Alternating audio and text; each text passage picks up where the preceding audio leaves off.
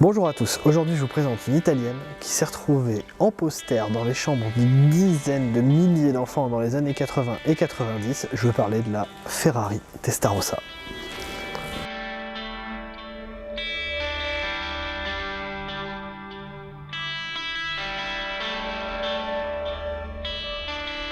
Alors on va parler de la famille des Ferrari Testarossa.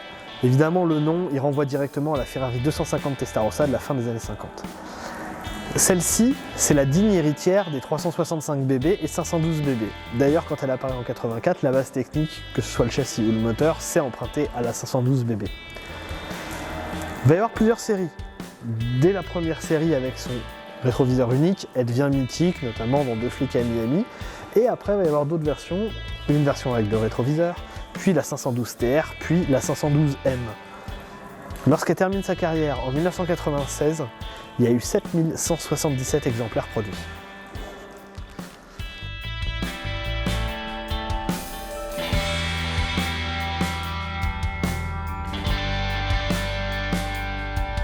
On va parler un peu de la ligne de cette Ferrari Testarossa. Parce que c'est quand même ça qui en a fait une icône. Elle n'est pas devenue mythique juste parce qu'elle était là. Non, elle a vraiment une ligne très particulière. C'est donc Fioravanti qui la design pour Pininfarina. Elle se caractérise par des lignes très plongeantes et des lignes très tendues, encore plus tendues que sur la Ferrari 512 BB. Mais surtout, ce qui va être impressionnant, c'est l'arrière. L'arrière large, en forme d'aileron, comme ça, qui remonte. Ça fait 2 mètres à l'arrière. Il n'y a pas besoin d'aileron, en fait, c'est l'arrière qui fait un aileron. On ajoute les ouïes d'aération sur les côtés et on a vraiment une identité visuelle très marquée qui va faire le succès de la Ferrari Testarossa.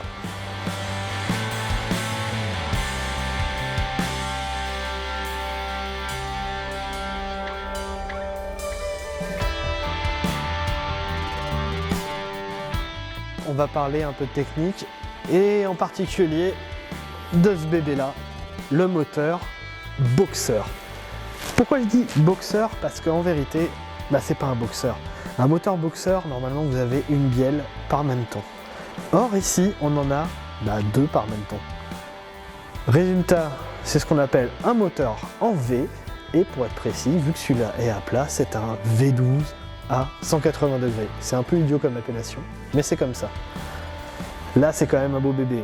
Il fait 4,9 litres. Il développe 390 chevaux. Ça permet d'emmener la Ferrari Testarossa à presque 300 km/h. Belle perf pour les années 80.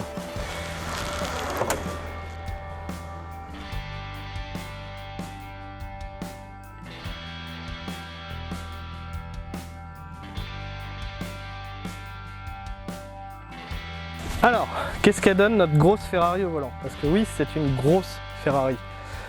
On n'a pas forcément l'impression quand on la voit comme ça, mais elle est quand même très imposante. Quand vous êtes sur des petites routes, il faut faire attention quand vous croisez quelqu'un, à ne pas être trop au milieu. Il faut aussi faire attention quand vous dépassez quelqu'un, parce qu'au final, vous dépassez quand même assez vite les autres utilisateurs de la route. Vous avez quand même presque 400 chevaux, peut-être même un peu plus.